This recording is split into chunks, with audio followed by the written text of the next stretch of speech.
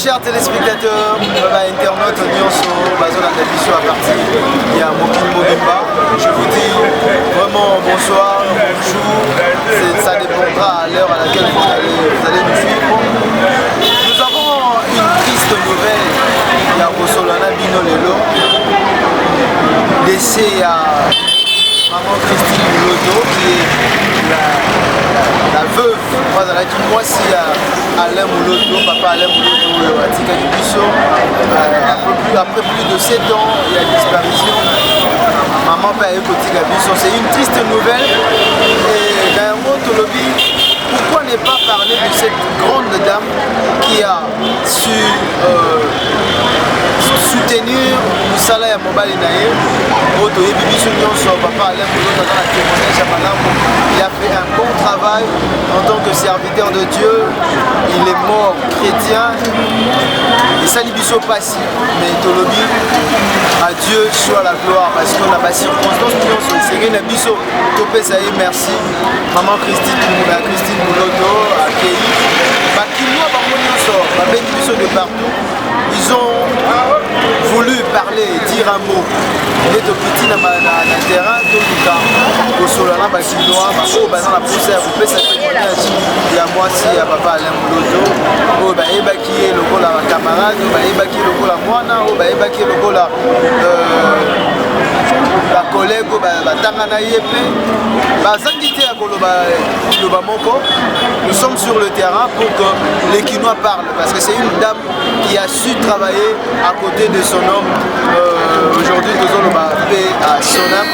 Alors rapidement, je veux prendre Taliboso à Koloba, Deko Azawana. Lui, c'est... Bonjour Deko. Bonjour. Nous voulons juste avoir votre réaction par rapport à la disparition de Béni.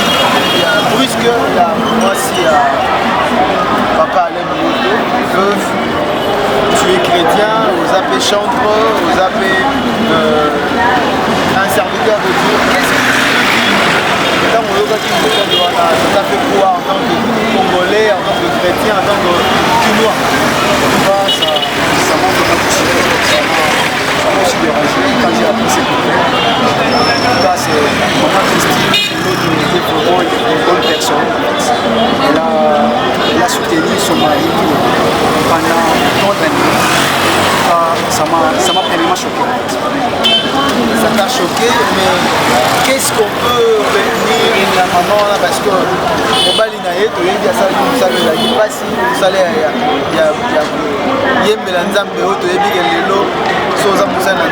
et tu fais très bien ton travail, ma critique, ma calomnie, mais cette dame a su maîtriser ma boulot qu'on a dit en soi, à Tika Mobali Naye, qui nous elle est restée chrétienne, mais l'élo n'est pas guéri. Je ne sais pas si c'est un beauté, mais qu'est-ce que tu peux donner comme leçon? La base, il y a ça, nous avons le plus. Bazali, Kabana, Balagoti, Belle là-bas, pour la Robima, parce que Bazo Kogate, grâce au choc, au grandeur, qu'est-ce que tu peux dire là-bas? Voilà, ce que je peux dire, c'est que la vie de papa Alain Mouloto, nous l'avons vu, bien qu'il est venu au monde avant lui, mais en fait cette dame était vraiment une dame idéale pour elle. Première des choses, elle a jusqu'à ce que son mari est parti. Elle était toujours là pour elle, à soutenir dans l'activité, à se remonter la difficulté partout ensemble. Et voilà un peu. Le conseil que je peux donner, c'est que une leçon attirée par rapport à la vie. Il y a maman Christine Mouloto, c'est que il faut que les femmes soient fidèles. Aussi, il faut que les femmes soutiennent le ministère de leur mari. Ça, c'est ce que je vis. C'est la plus grande leçon que j'ai tirée dans l'expérience que la maman a. Par la Batikali, qu'est-ce que tu peux dire? Ma condoléance au ta famille chrétienne, Mobimba, famille biologique. Nini Oyo, je sais que ce sont grandes filles, groupe déjà dans ma Qu'est-ce que tu peux leur dire tant que Kinois et amoureux et à bonne musique et à pas. Voilà, ce que je peux dire, c'est que les dieux que nous servons, c'est les dieux des orphelins, c'est les dieux des veuves. Mais lui qui a retiré mais le conseil, on repère ça que base à la toujours soudé, base à la toujours dans l'amour, partager tous les moments ensemble, aussi Batika, Nzambe parce qu'il va toujours les soutenir, il va toujours les aider. Aussi, dans l'état de la mission congolais, aussi dans le gouvernement, avec les soutenir, c'est aussi une histoire, c'est aussi Vedek Sambo dans la mission, les familles ont dit ici à quoi, il faut aussi les soutenir, les aider. Il faut aussi aider cette famille, en tout cas ça sera vraiment une bonne chose. Merci beaucoup, Tozo, sur ma réaction, merci. On va prendre la réaction d'une dame.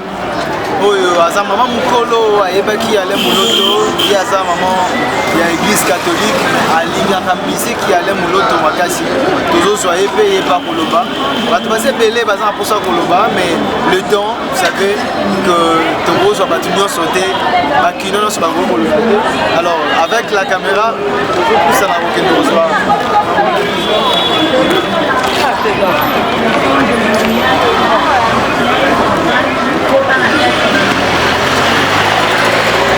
voilà, tout le monde a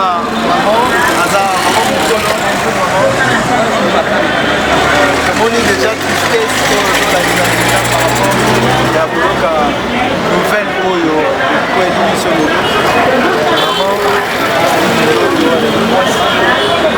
moi si à papa je allais pour baza lokola bajeune oyo lelo te bazosala mosala ya nzambe na légèreté mama wana na mobali na ye basali nzambe oyo lelo yo en tant que mama okoli koloba nini ya disparition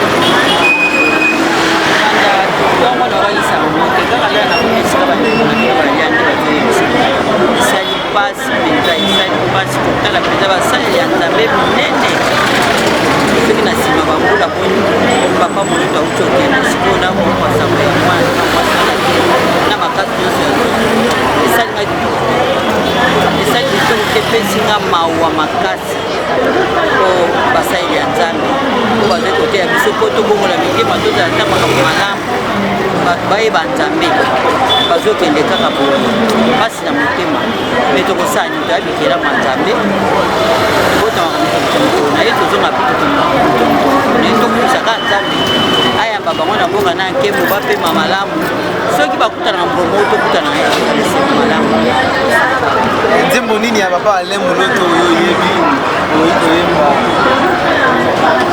nzembo wana ezali kobetaka mpe na motema nzembo ya moto sala mwa fuka ndambo balobi tolelaka basali nzambe na misala na bango oyemba te mpena nayebaka ataka na mabe wana esala ikisa moto yaya obebisa misala ya babamuna na mokosaoza pasi na motema bakei mpe bana mbiso bana batikali koyebisa bango bana batikali courage ozala na courage bozwa mpiko kuya mpe molende bosala oyo papa na mama bazalaki kosala bolemba te bobosana ngo te botunga nzela te bozala kaka tukwa bolanda lokolo ya papa na mama ozala kitoko mpo tobanda kokanisaka bango mpo bosala bango ata mosusu. Merci beaucoup maman ndemo ndimi koloba na liwa ya mama na biso kape na sepeli merci na ndenge bosali te kobala atelema mpe bona mibali na bapango. voilà ba internaute nyonso bandeko balandi tozokoba koloba nyonso oyo eza kotouche to epasuli mitema ya biso bandeko na Congo bandeko ya corps du Christ nyonso tozoreconnaître na kati ya maman Christine Moloto a valeur oyo mwasi ya mosali na nzambe akoki kozala nango. C'est un exemple à suivre pour beaucoup de servantes de Dieu oyo esengeli na bango basala mosala oyo esalaki mama Christine Moloto na kote ya balongani na bango oyo toyebaki biso nyonso papa Alain Moloto. Alors tozokoba kozwa baréaction ya bakinois parce que ezosala pasi bakinois bazokoka te misusu bazoboya kutu koloba na micro parce que balobi basali na nzambe ya solo authentique véritable bango nyonso baza kokende. Alors na gauche na ngai nazopesa mbote na ngai mbote oyoki nouvelle oyo esali pasi bachrétien même bamusulman oyo bayebaka bazali koyoka miziki ya papa Alain Moloto po papa Alain Moloto azalaki kaka ya biso susu bachrétien te makomaki ya bato nyonso par ce chant oyo abongoli mpe bato ebele bazalaki bachrétien te mitema bazongi bandimeli Yesu. Lelo mama Christine azalaki molongo eye mpe qu'est-ce que tu peux dire par ouais, c'est un moment à moi, c'est ma base. Personnellement, on va être dans bien la musique, ça peut être c'est les réseaux sociaux derrière, c'est des missions. C'est ma base, c'est pour l'enfant. On tient spirituel dans la musique. Là, c'est ma base, ça ne fait pas si on veut ma base. Alors, nous, on na famille, nous, on na bana, on batikani. Pe na ba musicien oyo bazosala mosala lelo ndenge esengeli te na balongani na bango bazo honorer misala na bango te. Qu'est-ce que tu peux leur dire en tant que moto ozolanda mpe l'actualité ozolanda oyo ezoleka lelo toyoki bato ebele bazali vie ya basali na nzambe mpe vie ya mabota na bango ya basi na bango ya bana na bango nini okoki kopesa comme conseil mpo bouti oloba par rapport ya événement oyo ekomeli biso ya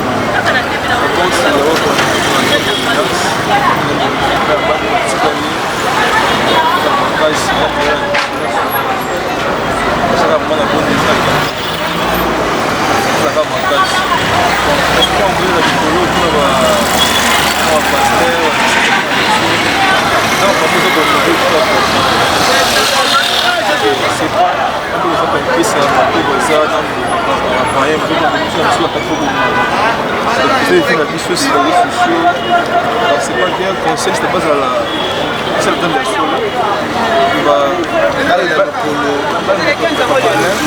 watambola ndenge na nzela ya malamu batika kompli kosala gauche à droite c'est pas bien plus exposé c'est franchement une bonne ambiance et puis une bonne image.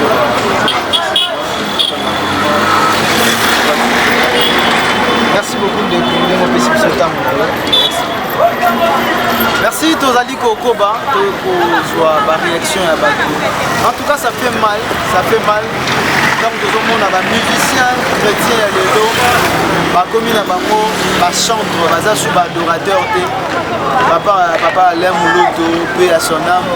Il y a Tika Kibiso, il y a Salaki Moussala Naye. Et Moussala Naye, je suis sûr que Abandaki peut travailler dans Molonga Ninaye, peut payer la valeur au Yazalaki Nango, Lelo Maman Christine, Oyo Atikalaki comme icône, Atikalaki comme Mosungi, ya Papa Wazaki Mosungi, ya Papa Alain, Atikalaki comme modèle, ya Basi ya Basani Nzambe. Pour essayer de koloba yango lelo basi ya basani na nzambe bazani susu na valeur oyo tokoki kopesa bango te. Mama Christine bato koloba oui il faut koloba il faut que tokumisaka bato soki bakufi soki bazani susu te. Mais moi je suis parmi ceux qui ont toujours parlé en bien de ce couple qui a béni le peuple de Dieu et je suis sûr que bato ba individu ba pays comme ba humain mais esprit na bango, manière na bango ya kosala makambo en tant que modèle et kotika la gravé na mitema ya ba congolais nyonso pe ya basali na nzambe ba copier ba wana et ça sera une bonne chose. Je dis un grand merci na bato nyonso batie maboko je veux des autorités du pays qui typent sur le terrain pour que va soutenir Matanga Oyo. J'aimerais vraiment demander à tout qui doit pas sûr vous allez ressentir dire aussi il y a des musiciens chrétiens association nyonso il y a des musiciens chrétiens il y a des pasteur tosimba matanga oyo et tosala effort que ezala eloko moko ezali ya digne tomoni bato oyo basaleli mokili soki bakufi lelo tozomona ndenge nini bazahonore bango na bajuste titre na badimension mosusu alors bato oyo bahonore nzambe oyo akeli makambo nyonso akeli bato nyonso pourquoi ne pas aussi l'honorer? Alors je dis vraiment baautorité osimba matanga oyo ndenge tomonaka bato apesi autant mpona kokunda motu boye apesi autant mpona kokunda boye ça c'est aussi une occasion ya kokunda mosali na nzambe mama Christine Moloto pour que non seulement tozwa babénédiction mais ezala malamu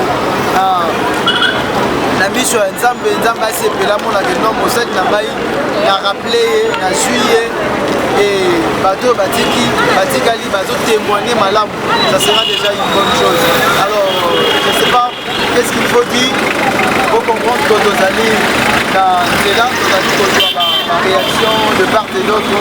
On va continuer ya kopesa bino basango ndenge nini ezoleka en temps réel baprogramme matanga tokozala yango kaka na site na biso ya vieuxbois.com tokolakisa bino ndenge nini makambo ezokende évolution pas à pas bozape te bozala kaka na chaîne na bino boleka mingi vieuxbois.com na baprofessionnel oyo baosalela bino mosala parce que nous avons un seul contrat avec vous ya koinforme bino et ya kopesa bino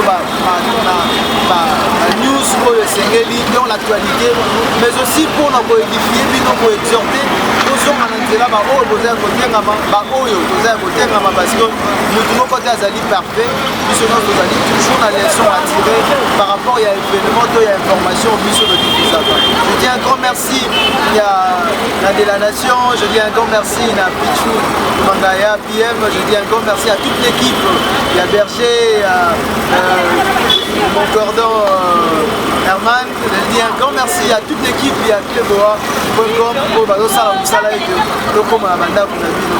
Je dis tokozala wana mpona koservir bino. À très bientôt et prochainement. Au revoir.